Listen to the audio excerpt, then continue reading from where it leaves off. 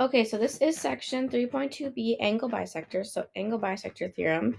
If a point is on the bisector of an angle, so this ray AD is the bisector of angle BAC. D is on the inside, on the interior, okay? And D is equidistant on both sides because it's on that bisector. Then we know that BD is congruent to DC. So BD is congruent to DC. Those segments are the same length. Okay, so this means congruent.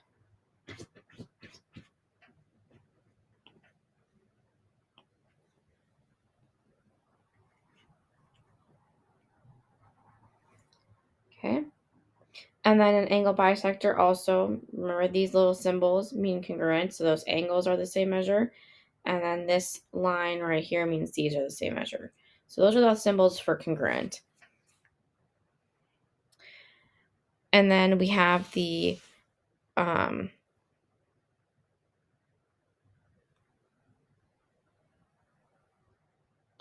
this should be the converse.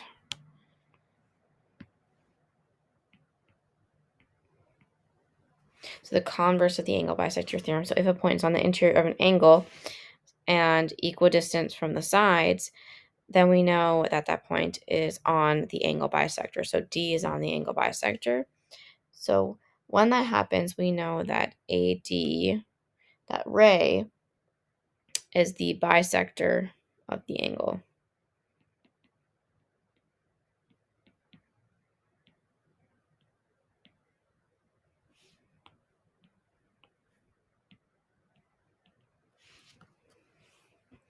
So we know AD is our angle bisector. And then we also know that the measure of angle BAD is congruent to the measure of angle CAD. So the converse is saying that if these segments are congruent, then we know the angles are congruent. And the theorem is that if this is a bisector and these segments are cut in half, and this point is on the bisector, then these segments are perpendicular and they're congruent. So there's a lot of stuff going on right here, but basically we know that we have angle bisectors and then segments that connect to the angle to the bisector and are perpendicular. Those segments are going to be the same length. Okay, so we'll see how this works in a couple of our examples. So number one, find x. So we are using our theorem here. And with our theorem, we know that we have an angle bisector because these two are congruent. And we know that this is a right angle, so that these segments are perpendicular. So these end segments are congruent. So 9x minus 5 is equal to 4x plus 30. So then we're just going to solve. So we're going to minus 4x on both sides. And just to save some time, I'm going to do 2 steps in one video. So I'm going to add 5 to both sides. So the 5's cancel out and the 4x's cancel out.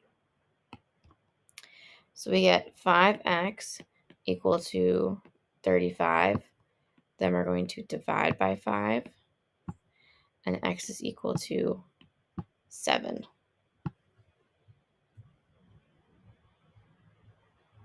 Okay, we want to find the value of x. So now we're using our converse. So these two segments are congruent. We have right angles. So we know that this has to be on our bisector.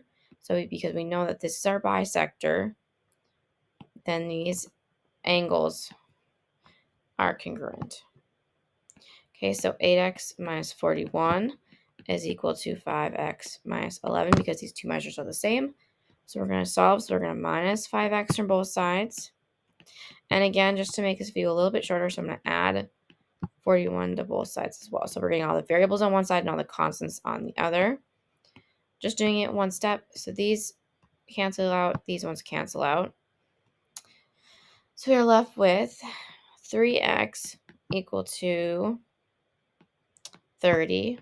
Divide by 3 to get our x by itself, and x is equal to 10. Okay. Our next one, we are trying to find AD. So with AD, we know that BD is a angle bisector. So this is just from the picture. Because these two are congruent, we know that BD is an angle bisector. And because we know it's a bisector, we know that when we have this perpendicular segment right here, that these two segments are congruent.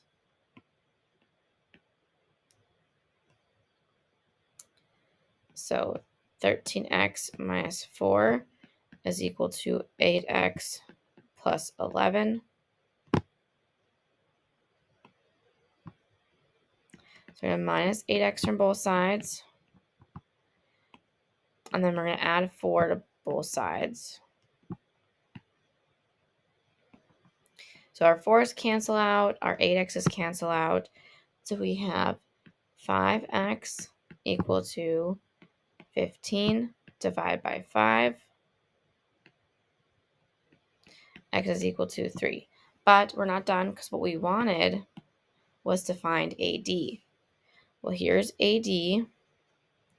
So we're just going to plug in for AD. So AD was equal to 13x minus 4. So instead of x, we're going to write 3.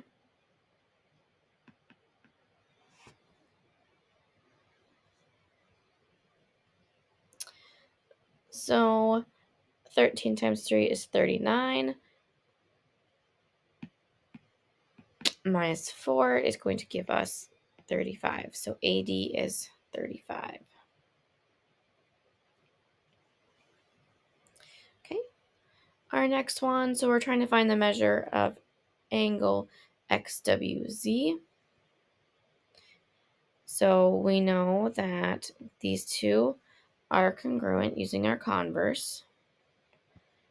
So our two angles, 8x minus 32 is equal to 3x plus 3. So minus 3x to both sides, get all of our x's on one side. Add 32 to both sides.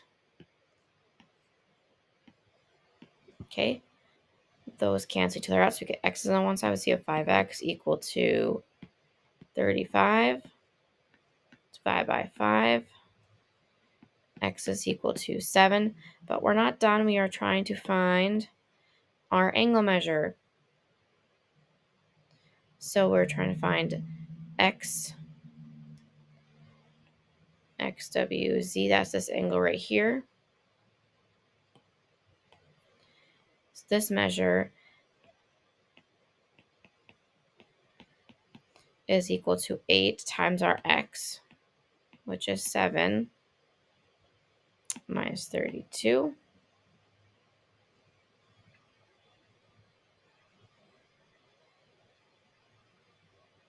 Eight times 7 is 56, minus 32 gives us 24 degrees.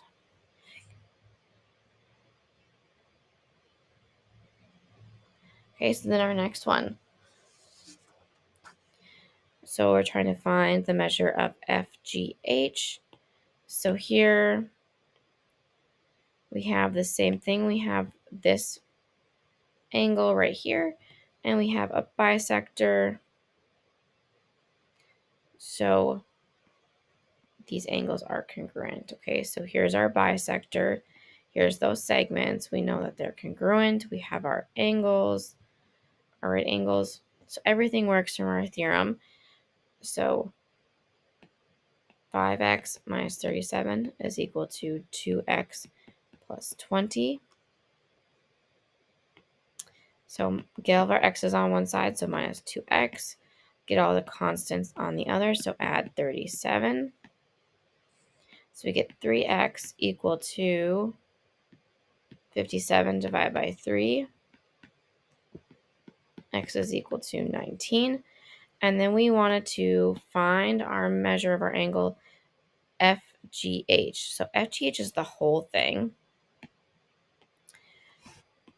So the measure of FGH is equal to, well, together, both of these is 7x minus 17. So 7 times our 19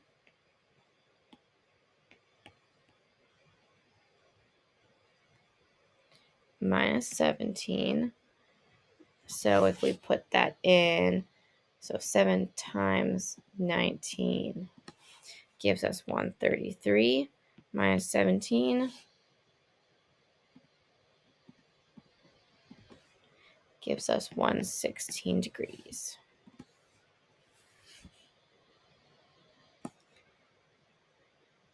Okay, and then find QR. So QR, we know here's our big angle, here's our bisector. We know it's a bisector because these segments are congruent. We know that our theorem is going to work because we have these right angles. So these segments are congruent. So 7x minus 40 is equal to 5x minus 8. So we're going to get all of our x's on one side. And then we're going to get all of our constants on the other side. So solving, our x's, our 5x's cancel out and our 40's cancel out. So we are left with 2x equal to 32. Divided by 2, x is equal to 16. But that's not what we wanted. We wanted to find QR. So QR is this segment right here. So QR is equal to 5 times our x, which was 16, minus 8. So 5 times 16 gives us 80. 80 minus 8 leaves us with 72.